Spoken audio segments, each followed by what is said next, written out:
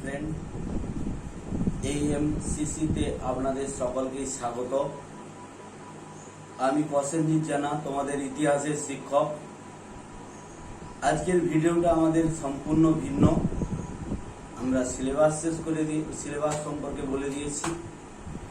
আজকের ভিডিওটা একটু আলাদা এই কারণেই যে অনেকের কোশ্চেন থাকে যে কিভাবে নেট সেট, WBCS বা SLST, SSC এইসব সাবজেক্টগুলোকে কখন থেকে প্রিপারেশন নেওয়া উচিত বা প্রিপারেশন নেওয়া হবে বা নেওয়া হলে ভালো হয়। তো তার সম্পর্কে আজকে আমি বলতে এসেছি। সর্বপ্রথম বলি WBCS পরীক্ষা। WBCS পরীক্ষার জন্য যোগ্যতা WBCS.in গভর্নমেন্ট ওয়েবসাইটে গেলেই সম্পূর্ণ ডিটেলস পাওয়া যাবে।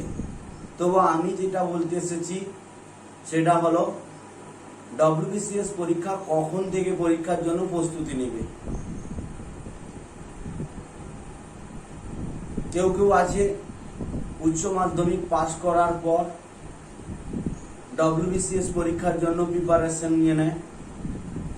আবার কেউ আছে যে গ্র্যাজুয়েশন বা BA পাস করার পর WBCS পরীক্ষার জন্য প্রিপারেশন নেয়। যে কোনো প্রসেস করলেই হয়। তবে আমার যুক্তি যে 4th সেমিস্টার শেষের পর 5th সেমিস্টারের প্রথম থেকে WBCS এর যে জেনারেল পেপার বা পেপার সম্পর্কে বা কারেন্ট অ্যাফেয়ার্স সম্পর্কে, সাধারণ সিলেবাস সম্পর্কে একটা মোটামুটি ধারণা করা উচিত। তারপর যার যেটা মেন সাবজেক্ট, আমি হিস্ট্রি সম্পর্কে বলবো। কারো যদি অপশনাল সাবজেক্ট হিসাবে হিস্ট্রিকে বাছো বা কেউ যদি অপশনাল সাবজেক্ট হিসাবে হিস্ট্রিকে বাছো, তাহলে আমি তাকে বলবো যে তুমি যে চ্যাপ্টারগুলো অর্থাৎ প্রাচীন যুগের ইতিহাস, মধ্যযুগের ইতিহাস, আধুনিক ইতিহাস, এই যে 3টি পার্ট রয়েছে ইতিহাসের, তার যে ইউনিট অর্থাৎ প্রাচীন যুগের ইতিহাসের যে ইউনিট যার ভালো লাগে, যার মধ্যযুগের ইতিহাসের ইউনিটগুলি ভালো লাগে, যার আধুনিক যুগের ইতিহাসের ইউনিটগুলি ভালো লাগে, তার সেই ইউনিটগুলো পড়া উচিত এবং ধীরে ধীরে নোটস বানানো উচিত। কারণ গোটা বই পড়া পরীক্ষার দিনে সম্ভব নয়, তাই ধীরে ধীরে কিছুটা নোট রেডি করা উচিত। তার জন্য কি কি বই পড়বে সেগুলো আমি পরে বলে দেব। কিন্তু মোটামুটি যেটা বললাম যে 12 থেকেও তুমি WBCS এর জন্য পরীক্ষার প্রস্তুতি নিতে পারো। আবার তুমি গ্র্যাজুয়েশন শেষ করার পর বা BA শেষ করার পর তুমি প্রিপারেশন নিতে পারো। তবে আমার যুক্তি, যদি তুমি 4th সেমিস্টারের পর অর্থাৎ 5th সেমিস্টারের প্রথম থেকে কারেন্ট অ্যাফেয়ার্স বা অপশনাল সাবজেক্টে তোমার যেটা ভালো লাগে সেই সাবজেক্টের ইউনিটগুলোকে ছোট ছোট অংশে ভাগ করে কিছুটা কমাতে থাকো, তাহলে তোমার সুবিধা হবে। এ তো গেল WBCS। এবার আসি নেট সেট।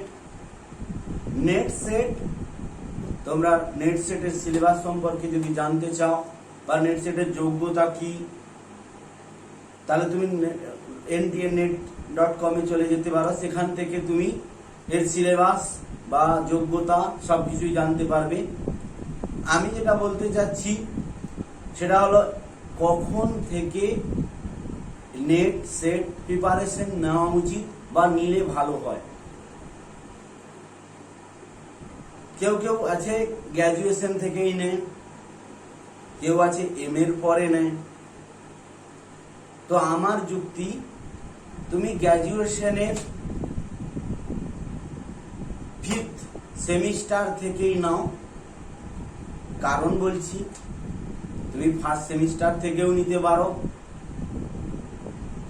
NTAnet এর নিয়মে বলা হয়েছে যে গ্র্যাজুয়েশনের পরেই তুমি পরীক্ষায় বসতে পারো যদি তুমি ওই বছর অর্থাৎ গ্র্যাজুয়েশনের শেষ বছরে তুমি নেট ক্র্যাক করতে পারো, তবে তোমাকে সরকার থেকে 2 বছরের জন্য টাইম দেওয়া হবে MA কমপ্লিট করার জন্য। তাহলে মোটামুটি আমি কি বোঝাতে চাইলাম যে তুমি যদি MA কমপ্লিট করে ফেলো সেখান থেকেও দেওয়া যায়।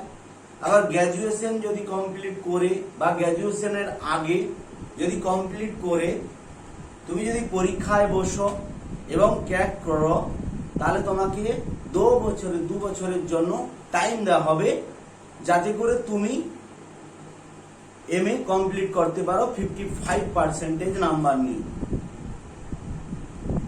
তাই যারা গ্র্যাজুয়েশনের থেকেই প্রিপারেশন নিচ্ছ তাদের জন্য বলি, তোমাদের যে সাবজেক্ট গ্র্যাজুয়েশনে রয়েছে, আধুনিক প্রাচীন ভারতের ইতিহাসের, মধ্যযুগের ভারতের ইতিহাসের, আধুনিক ভারতের ইতিহাসের যে যে ইউনিটগুলো প্রত্যেকটা সেমিস্টারে রয়েছে, সেই সেমিস্টারের যে ইউনিটগুলো রয়েছে সেই ইউনিটগুলো সম্পর্কে তোমরা বিভিন্ন নোটস বানাতে পারো বা কোনো বই পড়তে পারো। যারা যারা MA কমপ্লিট করার পর নেটসের প্রিপারেশন নিচ্ছে তারা ভালো, তাদেরকেও আমি বলি শুভেচ্ছা, কোনো অসুবিধা নেই। MA কমপ্লিট করার পর 55% নাম্বার নিয়ে তুমি, জেনারেলের কথা বলছি, যারা জেনারেল ক্যাটাগরিতে রয়েছে তাদের জন্য বলছি, তুমি 55% নাম্বার নিয়ে তুমি নেটসের প্রিপারেশন নিতে পারো, কোনো অসুবিধা নেই। এরপর GRF আছে, যারা GRF করবে তারা সরকার থেকে ফেলোশিপ পাবে, স্কলারশিপ পাবে, সে সম্পর্কে আমরা পরের ভিডিওয়ে আলোচনা করব। এবার আসি SSC, SLST এইগুলো নিয়ে। SLST, SSC, WBC, ওয়েস্ট বেঙ্গলে এখনো পর্যন্ত কোনো সিলেবাস নেই। যাদের অপশনাল সাবজেক্ট রয়েছে হিস্ট্রি, তাদের জন্য এই ভিডিওটি। তাদেরকে বলি যে হিস্ট্রি সাবজেক্টে যে ভাগগুলো রয়েছে SSC-তে বা SLST-তে, ওখানে প্রাচীন ভারতের ইতিহাস রয়েছে, মধ্যযুগের ভারতের ইতিহাস রয়েছে, আধুনিক ভারতের ইতিহাস রয়েছে, ইউরোপের ইতিহাস রয়েছে, ইউরোপের অংশটি ছোট অংশ রয়েছে।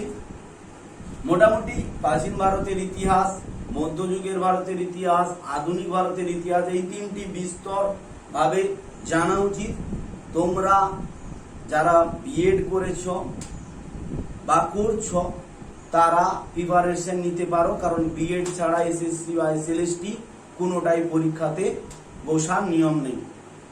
তো তোমাদের জন্য যারা বিএড করছো বা করে নিয়েছো তাদের জন্য বলছি, তোমরা প্রথম থেকে যার যে ইউনিট ভালো লাগে সেই ইউনিট থেকে তোমরা প্রিপারেশন নিতে পারো।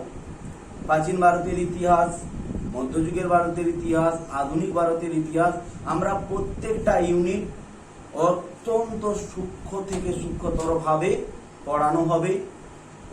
1 বছরের কোর্স আমাদের, কিন্তু আমি চাইবো যে ডিসেম্বর মাসে নেট সেট পরীক্ষা রয়েছে, জানুয়ারি 8 তারিখে ওয়েস্ট বেঙ্গলের সেট পরীক্ষা রয়েছে।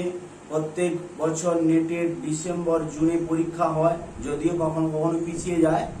তো আমরা চাইছি এখন থেকে এই 4 মাস 4.5 মাসের মধ্যে আমরা সিলেবাসটিকে কমপ্লিট করব।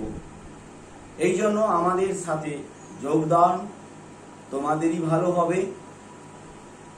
বই তুমি নিজেও পড়তে পারো, বিভিন্ন বই আমি বলে দেব পরের ভিডিওতে। কিন্তু যে বই তোমরা পড়বে সেই বইয়ের যা দাম এখানে সেই ফি ধার্য করা হয়েছে। তাই তোমাদেরকে বলছি আমাদের সাথে যোগদান, একদম প্রথম থেকে পড়ানো হবে। আমরা আজকে একটা রুটিন নিয়ে এসেছি AMCC তরফ থেকে। এখানে বলা হয়েছে